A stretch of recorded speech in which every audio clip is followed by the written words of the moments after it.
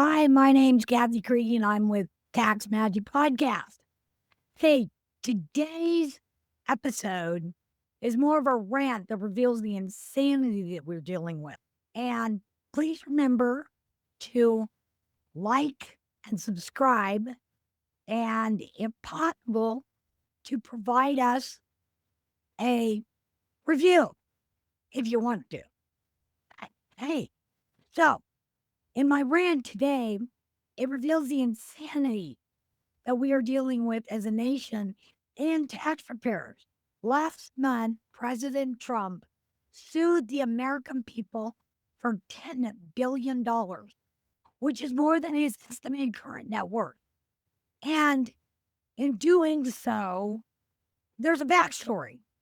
In 2019 and 2020, an IRS contractor at the time, because he's subsequently been removed and in jail, Charles Littlejohn leaked confidential tax return data on the nation's wealthiest people.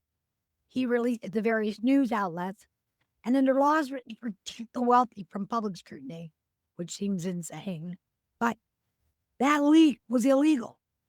Now, in my opinion, it reveals information we, the American people and population, deserve to know.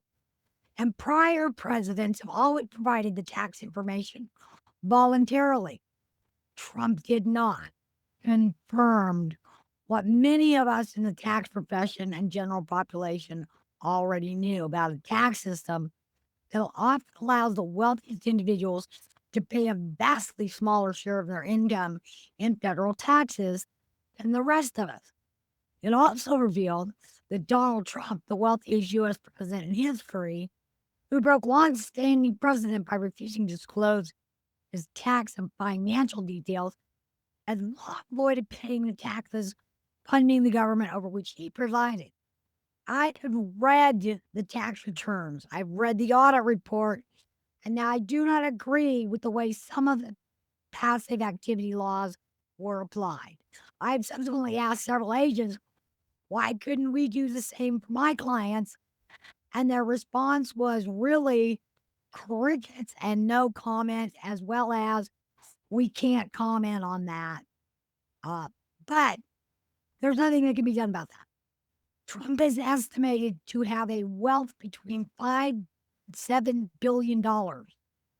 He has now filed a lawsuit and demands that the American public, all of us, give him $10 billion to compensate him for not being allowed to keep his tax avoidance a secret from us.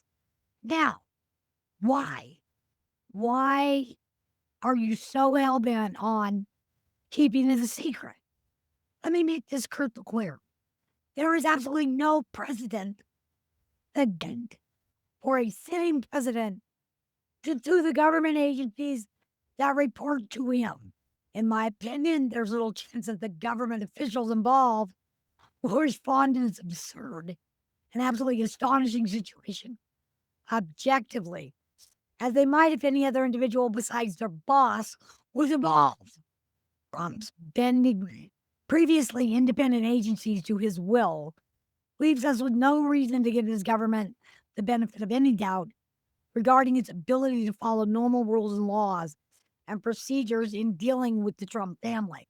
Even if any judge rightly rejects Trump's demands as preposterous, which is what they are, preposterous, there's a great danger that the IRS would agree to settle and pay out an astronomical sum of taxpayer dollars to Trump. Now, in full disclosure, many billionaires had their tax returns leaked in this incident as well, but none of them, aside from Mr. Trump and his family, are currently seeking any monetary damages from the IRS. Not one of them are. But this presents a question. If the IRS caves, will any of them file similar lawsuits? And if they do, what amounts will they be given? Littlejohn has been imprisoned. The Trump administration's Treasury Department canceled its contracts with the company that employed the guy, and the IRS issued a very rare public apology to taxpayers affected by the leak. In my opinion, remedy provided, issue solved, but not for the greedy. Or did you take our eyes off of what is in the files? At the same time, the IRS pledged to strengthen its data protection procedures.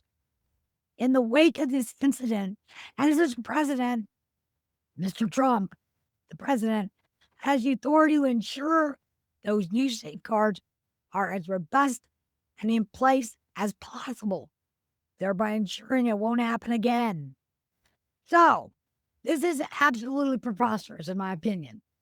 The lawsuit actually alleges that the leaked information was used to, quote, portray them in a false light, unquote, and damage their business reputation. As a reasonable person, I would suggest that the facts could not possibly portray them in a false light, and their actions damage their business reputation, not the leak. In the rant, and back to tax tips and teaching you how to benefit from the same laws the wealthy use to reduce income taxes. Please like and subscribe. Also, remember, we will take you from tax tragic to tax magic, because the more you know, the less you owe.